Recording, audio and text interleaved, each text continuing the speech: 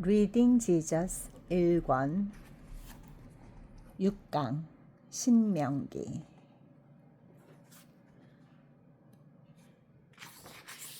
신명기에 들어가며, 신명기는 구약 성경의 핵심이라고 불립니다.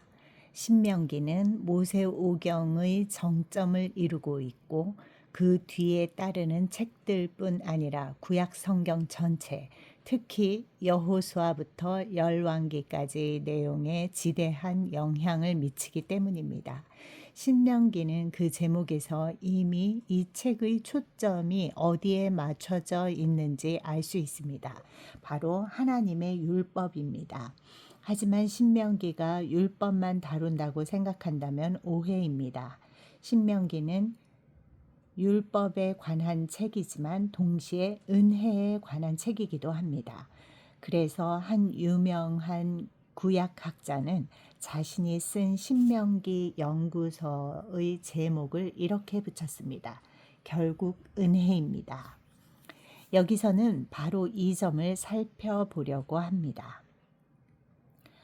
이번 주에는 신명기 전체를 통독하면서 성경 수업을 통해 은혜와 복음, 복과 저주, 더 큰 은혜가 신명기에 어떻게 나타나는지 살펴보도록 하겠습니다.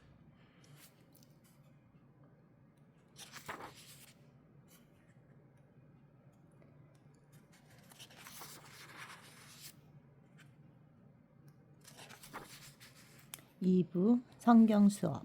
더 큰 은혜로 인도하시는 하나님.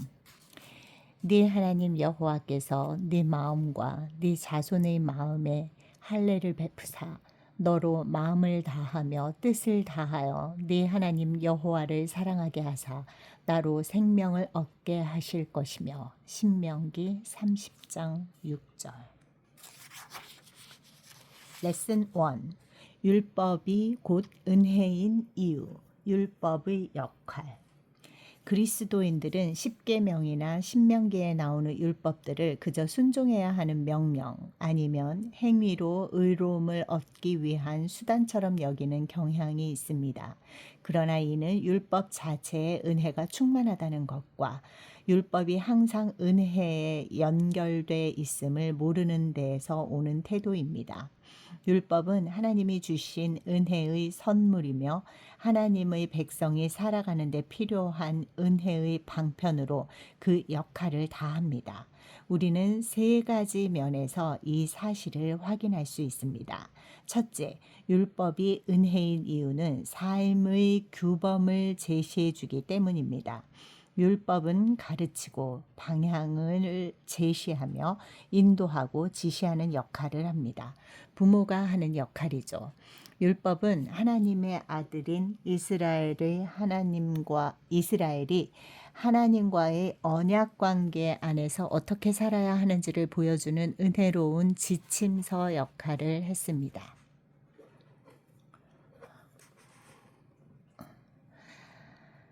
이것은 고대 근동의 다른 국가들과 확연히 다른 점입니다. 그들은 자신의 신들이 무엇을 원하는지 상상하고 추측해서 알아야 했습니다.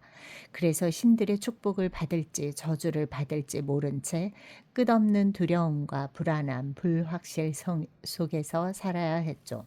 하지만 하나님께서는 이스라엘에게 십계명과 여러 율법을 통해 그들의 삶의 규례를 분명히 보여주십니다.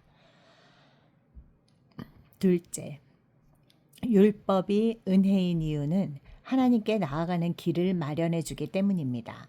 장막과 관련하여 이스라엘 백성이 세밀하고 꼼꼼하게 지켜야 했던 모든 율례는 단 하나의 목적, 하나님께서 그들 가운데 거하시기 위한 것이었습니다. 율법은 하나님께 나아갈 길을 마련해 주기 때문에 은혜입니다. 첫째, 율법이 은혜인 것은 죄를 용서해 주기 때문입니다. 제사와 제사장과 관련된 모든 레위기 율법이 가지고 있었던 목적은 하나님 백성이 죄 사함을 받고 하나님께로 나아갈 수 있도록 하는 것이었습니다. 따라서 이 세 가지 1. 삶의 규범 2. 하나님께 나아가게 함 3. 죄의 용서를 통해 우리는 율법이 본질적으로 은혜임을 알 수 있습니다. 십계명을 비롯하여 모세의 율법에 포함되는 모든 규례는 은혜로 가득했습니다. 이에 대해 요한복음 1장 16절부터 17절은 이렇게 말합니다. 우리가 다 그의 충만한 데서 받으니 은혜 위에 은혜로라. 율법은 모세로 말미암아 주어진 것이요 은혜와 진리는 예수 그리스도로 말미암아 온 것이라. 요한복음 1장 16절부터 17절. 율법도 은혜이고 예수 그리스도의 오심도 은혜입니다. 언약의 구조가 은혜와 율법으로 이루어졌다고 말할 때 은혜와 율법은 상반되는 것이 아닙니다. 레슨 2. 언약의 첫 번째 구조, 은혜 다음에 율법. 하나님은 은혜로 모든 것을 시작하시고 그러고 나서 이스라엘을 하나님의 율법에 순종하도록 부르십니다. 은혜가 먼저이고 그 다음이 율법입니다. 이것이 하나님께서 이스라엘과 맺으신 언약의 첫 번째 구조입니다. 이 기본 구조를 신명기 본문을 통해 살펴보겠습니다. 먼저 신명기 4장 37절부터 40절을 보십시오. 여기서 우리는 교차에서 나타나는 은혜와 율법을 확인할 수 있습니다. 은혜 4장 37절부터 38절.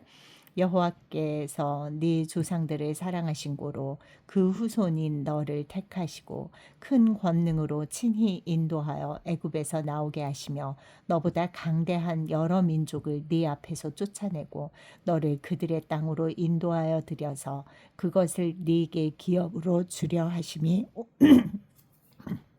오늘과 같으니라. 율법 4장 39절부터 40절. 그런즉 너는 오늘 위로 하늘에나 아래로 땅에 오직 여호와는 하나님이시오 다른 신이 없는 줄을 알아 명심하고 오늘 내가 네게 명령하는 여호와의 규례와 명령을 지키라. 너와 네 후손이 복을 받아 네 하나님 여호와께서 네게 주시는 땅에서 한없이 오래 살리라. 은혜와 율법의 연관성이 보이나요?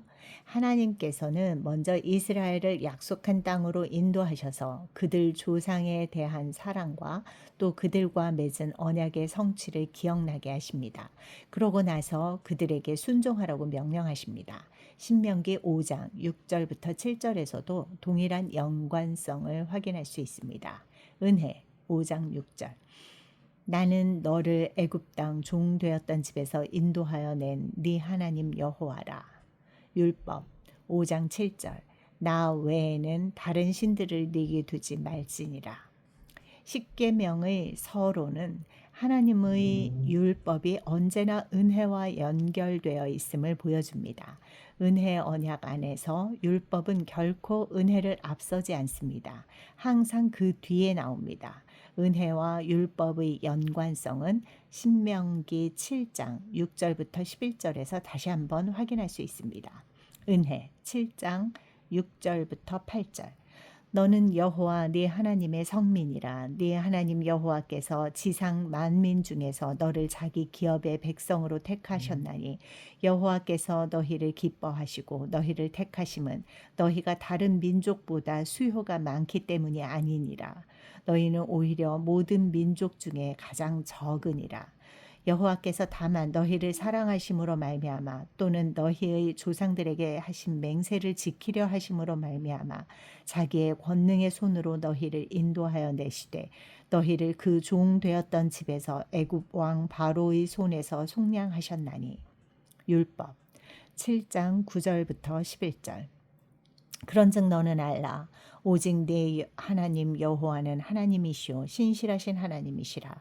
그를 사랑하고 그의 계명을 지키는 자에게는 천대까지 그의 언약을 이행하시며 인애를 베푸시며 그를 미워하는 자에게는 당장에 보응하여 멸하시나니 여호와는 자기를 미워하는 자에게 지체하지 아니하시고 당장에 그에게 보응하시느니라.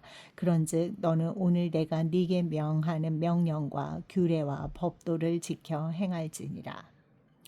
다시 한번 은혜 이후에 율법이 나옵니다. 신명기 9장과 10장에서도 마찬가지입니다. 은혜 9장 1절부터 10장 11절. 금송아지 사건과 가데스 바네아 사건을 상기시키면서 하나님께서 이스라엘에게 베푸신 은혜를 보여준 율법 10장 12절부터 13절. 이스라엘아, 네 하나님 여호와께서 네게 요구하는 것이 무엇이냐? 곧 네 하나님 여호와를 경외하여 그의 모든 도를 행하고 그를 사랑하며 마음을 다하고 뜻을 다하여 네 하나님 여호와를 섬기고 내가 오늘 네 행복을 위하여 네게 명하는 여호와의 명령과 규례를 지킬 것이 아니냐. 위에서 볼 수 있듯이 은혜 다음이 율법입니다. 10장 14절부터 16절에서도 확인할 수 있습니다. 14절부터 15절은 은혜를, 16절은 율법을 말합니다. 은혜 10장 14절부터 15절. 하늘과 모든 하늘의 하늘과 땅과 그 위의 만물은 본래 네 하나님 여호와께 속한 것이로되 여호와께서 오직 네 조상들을 기뻐하시고 그들을 사랑하사 그들의 후손인 너희를 만민 중에서 택하셨음이 오늘과 같으니라. 율법 10장 16절. 그러므로 너희는 마음에 할례를 행하고 다시는 목을 곧게 하지 말라. 우리는 신명기의 5 본문을 통해 구문론적으로도 신학적으로도 은혜와 율법 사이에 연관성이 있음을 볼 수 있습니다. 먼저 이스라엘을 향한 하나님의 조건 없는 은혜를 말하고 그 은혜에 대한 반응으로 하나님께 순종해야 하는 의무를 말하고 있습니다. 율법은 하나님의 사랑에 반응하여 그 사랑에 대한 표현으로 지켜야 하는 것입니다. 이것이 하나님과 이스라엘이 맺은 언약의 첫 번째 기본 구조인 은혜와 율법입니다. 항상 은혜가 먼저이고 그 다음이 율법입니다. 레슨 3. 언약의 두 번째 구조, 복 또는 저주. 하나님이 이스라엘과 맺으신 언약의 두 번째 기본 구조는 복 또는 저주입니다. 은혜와 율법 그리고 복과 저주로 구성된 구조입니다. 주요 본문 두 곳에서 이 구조를 확인할 수 있습니다. 신명기 11장 20절부터 28절과 28장입니다. 11장 26절부터 28절을 먼저 살펴보겠습니다. 내가 오늘 복과 저주를 너희 앞에 두나니 너희가 만일 내가 오늘 너희에게 명하는 너희의 하나님 여호와의 명령을 들으면 복이 될 것이요 너희가 만일 내가 오늘 너희에게 명령하는 도에서 돌이켜 떠나 너희의 하나님 여호와의 명령을 듣지 아니하고 본래 알지 못하던 다른 신들을 따르면 저주를 받으리라. 하나님께서는 이스라엘에게 선택권을 주십니다. 복인가 저주인가? 복은 언약의 순종함으로 받고 저주는 언약의 불순종함으로 받습니다. 그리고 하나님은 이 내용을 26장까지 이어지는 모든 율법을 다 말씀한 다음에 다시 한번 언급하십니다. 28장에서는 그들 앞에 놓인 선택을 재차 상기시키십니다. 율법과 은혜, 복 또는 저주입니다. 28장 1절부터 14절에서는 하나님께 순종하면 이스라엘에게 복을 주시겠다고 하십니다. 그들을 이 땅의 모든 나라와 민족 가운데서 가장 높이시고 그들의 성읍이 복을 받을 것이며 몸의 소생과 토지의 소산을 많게 하시고 그들을 대적하는 적군들을 패하게 하시며 그들이 손으로 하는 모든 일에 복을 내리겠다고 약속하십니다. 복에 대한 약속은 순종을 조건으로 하고 있습니다. 흥미롭게도 복의 내용은 아브라함에게 하신 약속과 연관됩니다. 아브라함은 민족의 아버지가 되고 그의 자손은 번성할 것이며 그의 씨는 대적의 성문을 차지할 것입니다.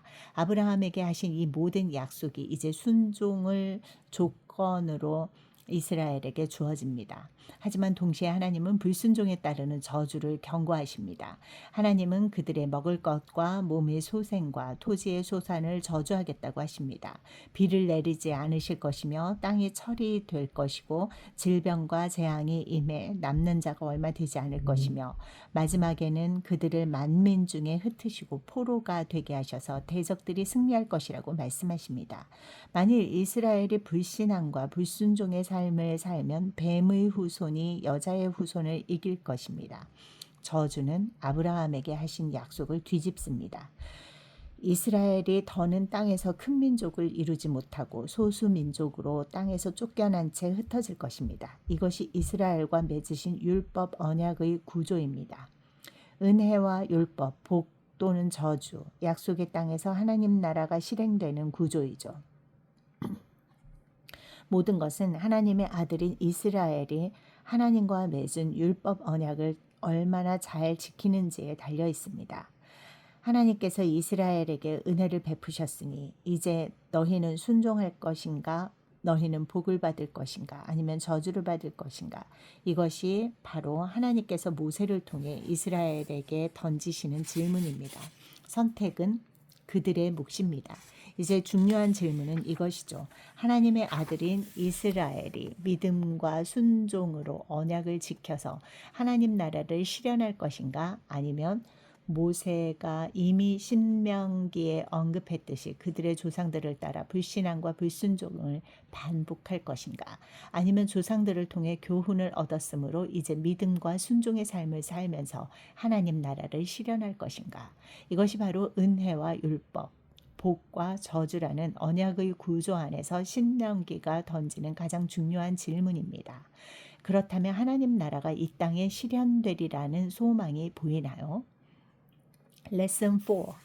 실패한 소망. 두 세대의 유사성. 신명기를 읽다 보면 이스라엘에게 소망이 없어 보입니다. 모세는 계속해서 이스라엘이 그들 조상보다 더 나을 것이 없다고 암시하기 때문입니다. 금송아지를 만들고 가데스 바네아에서 약속의 땅에 들어가기를 거부했던 조상들과 이스라엘 백성이 다를 바 없다는 것이죠. 모세는 이스라엘이 불순종해서 환난을 겪을 것이라고 불순종이 일어나기도 전에 미리 말하고 있습니다. 신명기 본문을 다시 한번 살펴보겠습니다. 4장 25절부터 모세는 장래일을 말하기 시작합니다. 그러고 나서 30절에 이르러서 이렇게 말합니다. 이 모든 일이 네게 임하여 환난을 당하다가 끝나래. 9장 8절과 22절에도 같은 내용이 나옵니다. 모세는 호렙산과 금송아지 사건에 대해 이렇게 말합니다. 호렙산에서 너희가 여호와를 경노하게 하였으므로. 하지만 이것은 그들이 한 일이 아니었습니다. 그들이 조상이 행한 일입니다. 또 9장 22절에서는 가데스 바네아의 불순종 사건에 대해 이렇게 말합니다.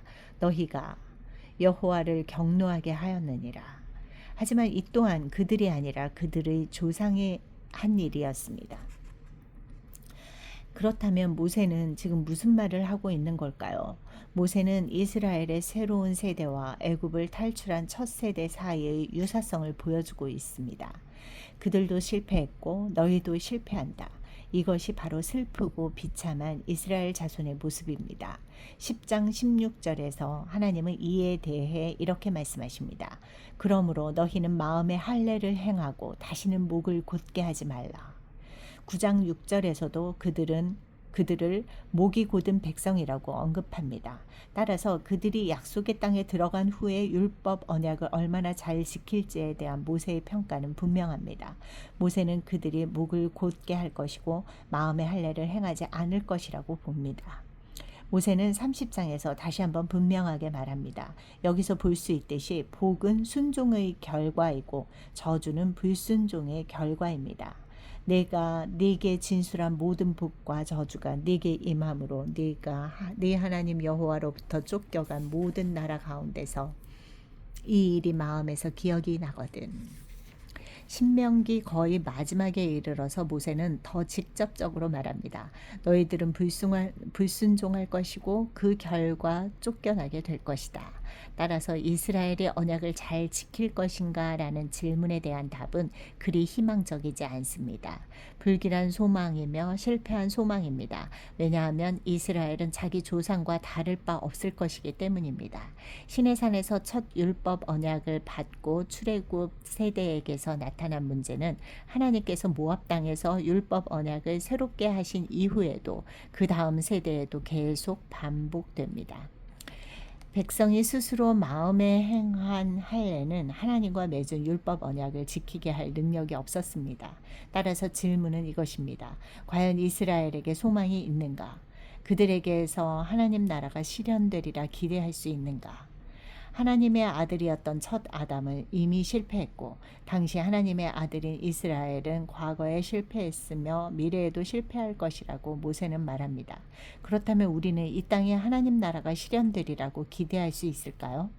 만약 하나님 나라의 실현이 율법 언약 안에서 약속의 땅에 들어간 하나님의 아들 이스라엘의 믿음과 순종에 달렸다면 말입니다. 레슨 5. 언약의 세 번째 구조. 더 큰 은혜. 앞의 질문에 대한 답은 하나님이 맺으신 언약의 마지막 요소로 이어집니다. 우리는 지금까지 율법과 은혜, 복과 저주를 살펴보았고 마지막으로 더 큰 은혜를 알아보려고 합니다.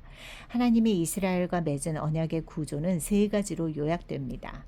율법과 은혜, 복과 저주, 그리고 더 큰 은혜가 이스라엘과 맺은 언약의 구조입니다. 하나님께서는 저주 이후에 더 큰 은혜로 우리에게 다가오십니다. 신명기 30장 1절부터 5절은 회복의 은혜를 보여줍니다.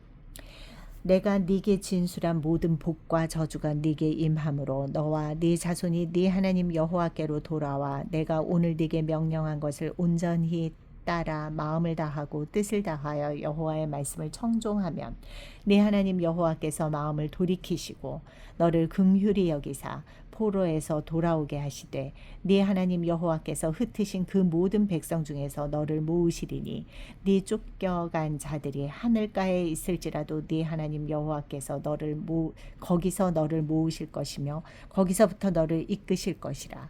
네 하나님 여호와께서 너를 네 조상들이 차지한 땅으로 돌아오게 하사 네게 다시 그것을 차지하게 하실 것이며 이스라엘의 불순종과 그로 인한 저주 이후에 하나님께서는 은혜로 그들에게 다시 다가오실 것입니다. 그들은 그들의 땅으로 돌아와서 여호와의 목소리를 청종하고 여호와께서는 그들을 회복하실 것입니다. 포로로 잡혀있던 땅에서 그들을 다시 불러내어 약속의 땅을 다시 차지하게 하실 것입니다. 하나님께서는 불순종으로 저주가 임한 이스라엘의 은혜로 다시 찾아오실 것입니다. 따라서 언약의 구조는 은혜와 율법, 복과 저주, 그리고 더 큰 은혜입니다. 그런데 여기서 질문이 또 생깁니다. 이 순환이 계속해서 반복되지 않을까? 하나님의 아들인 이스라엘이 은혜를 경험하고도 다시 범죄하지 않을까? 하나님이 주신 율법을 또 어기고 그 대가로 저주를 받아 다시 하나님의 은혜가 필요하지 않을까? 그러면 이 순환이 그저 계속해서 반복되는 것일까요? 신명기 30장 6절을 다시 한번 보겠습니다. 네 하나님 여호와께서 네 마음과 네 자손의 마음에 할례를 베푸사 너로 마음을 다하며 뜻을 다하여 네 하나님 여호와를 사랑하게 하사 너로 생명을 얻게 하실 것이며 시내산에서 이스라엘과 율법 언약을 처음 맺었을 때나 그 후에 광야 세대와 율법 언약을 다시 맺었을 때나 가장 큰 문제는 이스라엘의 마음에 있었습니다. 하나님께서 신명기 10장 16절에서 그들에게 하신 말씀을 기억하시나요? 너희는 마음의 할례를 행하고 하지만 30장 6절에서는 누가 할례를 행하고 있나요? 바로 하나님입니다. 하나님께서는 문제의 핵심을 찌르고 계십니다. 왜냐하면 문제의 핵심은 사람의 마음에 있기 때문입니다. 하나님은 이스라엘을 내면에서부터 새롭게 하실 것입니다. 그들에게 새 마음을 주시고 그들의 마음에 할례를 행하심으로써 그들의 마음과 뜻과 힘을 다하여 여호와를 사랑하도록 하실 것입니다. 하나님께서 이렇게 하시면 무슨 일이 일어날까요? 답은 8절에 있습니다. 이어서 신명기 30장 9절부터 10절은 마음의 할례를 받은 후에 일어날 일들입니다. 너는 돌아와 다시 여호와의 말씀을 청종하고 내가 오늘 네게 명령하는 그 모든 명령을 행할 것이라. 네가 네 하나님 여호와의 말씀을 청종하여 이 율법책에 기록된 그의 명령과 규례를 지키고 네 마음을 다하며 뜻을 다하여 여호와 네 하나님께 돌아오면 네 하나님 여호와께서 네 손으로 하는 모든 일과 네 몸의 소생과 네 가축의 새끼와 네 토지 소산을 많게 하시고 네게 복을 주시되 곧 여호와께서 네 조상들을 기뻐하신 것과 같이 너를 다시 기뻐하사 네게 복을 주시리라. 따라서 마음의 할례를 행하시겠다는 약속과 이스라엘과 맺으신 언약에 담긴 더 큰 은혜라는 요소는 이스라엘이 하나님을 사랑하고 하나님의 명령에 순종하는 것을 가능하게 합니다. 또한 이 약속은 이후 세대들에게도 이루어질 것이라고 약속하십니다. 보십시오. 네 하나님 여호와께서 네 마음과 네 자손의 마음에 할례를 베푸사. 장래의 은혜에 관한 약속은 단지 이 세대만이 아니라 모든 세대를 위한 것입니다. 자손의 마음에도 할례를 베푸신다는 약속은 은혜가 자연 질서도 회복시킨다는 것을 보여줍니다. 은혜는 가족으로 이어진 자연 질서를 뛰어넘거나 비껴가지 않습니다. 은혜는 가족들을 통해 계속 흘러갑니다. 이것이 하나님께서 세상을 운행하시는 이치입니다. 그래서 우리는 새 언약에 대해 첫 힌트를 얻습니다.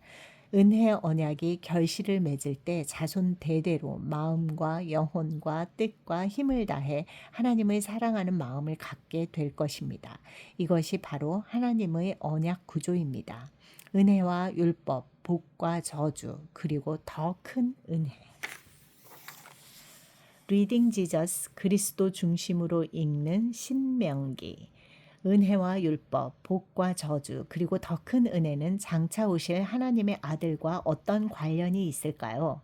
우리는 이스라엘이 모압 땅에서 약속의 땅으로 돌아가려고 준비하던 때 하나님 나라의 시련이 코앞에 다가와 있는 모습을 보았습니다.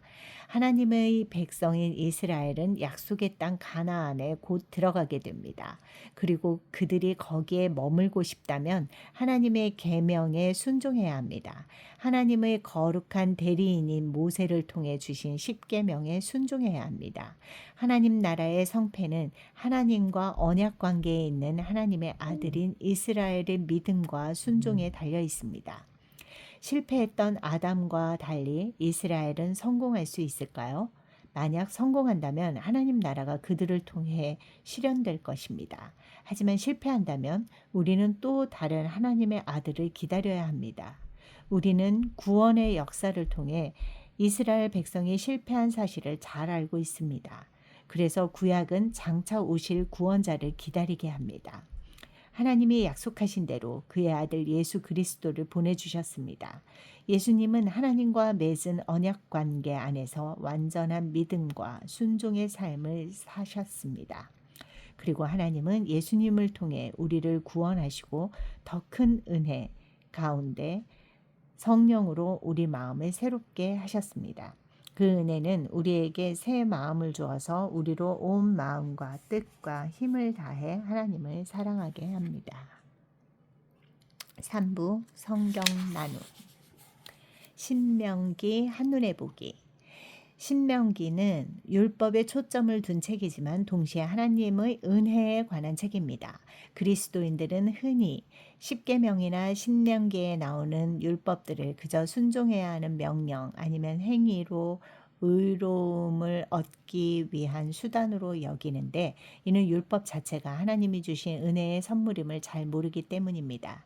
율법이 은혜인 이유는 1. 삶의 규범을 제시해주고 2. 하나님께 나아가는 길을 마련해주며 3. 죄를 용서해 주기 때문입니다. 성막이나 제사와 관련하여 이스라엘 백성이 세밀하고 꼼꼼하게 지켜야 했던 모든 율법에는 오직 단 하나의 목적이 있었는데 그것은 바로 하나님께서 그들의 죄를 사하시고 그들 가운데 거하시기 위한 것이었습니다.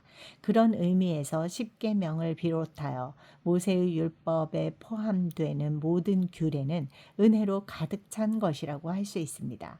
우리는 신명기 본문 전체를 통해 하나님께서 먼저 은혜를 주시고 그 다음에 율법을 주시는 언약의 기본 구조를 살펴보았습니다. 하나님은 모든 것을 은혜로 먼저 시작하시고 그리고 나서 이스라엘을 하나님의 율법에 순종하도록 부르시죠. 율법이 결코 은혜를 앞서지 않습니다. 항상 그 뒤에 나옵니다. 이런 이후에 하나님께서는 모세를 통해 이스라엘에게 순종을 조건으로 복을 약속하시며 불순종에 따르는 저주를 경고하십니다. 이것은 하나님께서 아담과 아브라함에게 주신 언약을 우리에게 상기시키십니다. 그리고 우리는 이 은혜, 율법, 복, 저주의 구조 안에서 신명기를 계속 읽으면서 자연스럽게 이런 질문을 하게 됩니다. 하나님께서 은혜를 베푸셨으니 이제 이들은 순종할 것인가? 이들에게 복이 임할 것인가? 아니면 저주가 임할 것인가? 이 질문에 대한 답은 하나님의 언약 구조의 마지막 요소인 더 큰 은혜로 이어집니다. 모세는 목이 곧은 백성인 이 세대도 그들의 조상처럼 하나님을 반역할 것이라고 예견합니다. 그렇다면 이스라엘의 결말은 언제나 결국 저주일 뿐입니다. 그러나 신명기에는 거기에서 끝나지 않고 이스라엘의 불순종과 그로 인한 저주 이후에 하나님이 더 큰 은혜로 그들에게 다시 다가오신다고 약속합니다. 은혜와 율법, 복과 저주, 그리고 더 큰 은혜의 구조입니다. 그러나 여기서 다시 한번 질문이 생깁니다. 더 큰 은혜를 경험하고도 다시 범죄하지 않을까? 하나님이 주신 율법을 또 어기고 또 저주를 받고 또 다시 하나님의 더욱더 큰 은혜가 필요하지 않을까? 그러면 이 순환이 계속해서 반복되지 않을까? 하나님께서는 문제의 핵심이 바로 사람의 마음에 있다고 하십니다. 그리고 그 마음에 하나님께서 직접 할례를 베푸셔서 마음을 다하여 하나님을 사랑하고 하나님 명령에 순종하는 것을 가능하게 하겠다고 하십니다. 그 약속의 성취에 다른 아들들처럼 실패하지 않고 이 땅에서 자발적으로 완전한 순종의 삶을 살아가신 하나님의 아들이 있습니다. 성경 수업 돌아보기 1. 신명기는 율법에 관한 책이지만 동시에 은혜에 관한 책이기도 합니다. 2. 율법이 은혜인 이유는 삶의 규범을 제시해 주기 때문입니다. 하나님께 나아가는 길을 마련해 주기 때문입니다. 죄를 용서해 주기 때문입니다. 3. 하나님의 은혜로 모든 것을 시작하시고 그러고 나서 이스라엘을 하나님의 율법에 순종하도록 부르십니다. 은혜가 먼저이고 그 다음이 율법입니다. 이것이 하나님께서 이스라엘과 맺으신 언약의 첫 번째 구조입니다. 4. 하나님이 이스라엘과 맺으신 언약의 두 번째 기본 구조는 복 또는 저주입니다. 은혜와 율법 그리고 복과 저주로 구성된 구조입니다. 5. 율법과 은혜, 복과 저주, 그리고 더 큰 은혜가 하나님이 이스라엘과 맺은 언약의 구조입니다. 하나님께서는 저주 이후에 더 큰 은혜로 우리에게 다가오십니다. 6.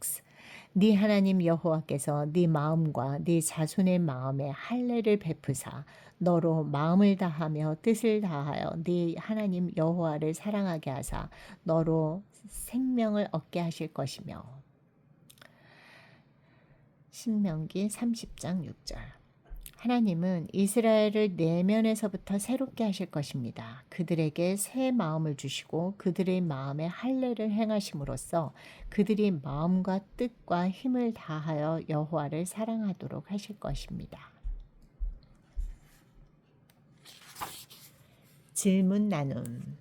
나눔 질문. 1. 율법은 하나님이 이스라엘 백성에게 주신 은혜의 선물입니다. 율법이 은혜인 세 가지 이유는 무엇인가요? 이스라엘 백성이 율법을 지켜야 하는 단 한 가지 목적은 무엇인가요? 2. 하나님이 주신 말씀이 은혜임을 알지만 때때로 큰 부담으로 다가오기도 합니다. 하나님의 말씀대로 살지 못해 좌절한 적이 있나요? 또 부담으로 다가왔지만 순종하여 회복의 은혜를 경험한 적이 있나요? 3. 하나님은 이스라엘 백성이 불순종을 반복하여 실패하고 죄를 범할 것을 알고 계셨습니다. 하지만 신실하신 하나님은 그러한 이스라엘을 위해 구원의 역사를 통해 더 큰 은혜를 베푸실 것을 약속하십니다.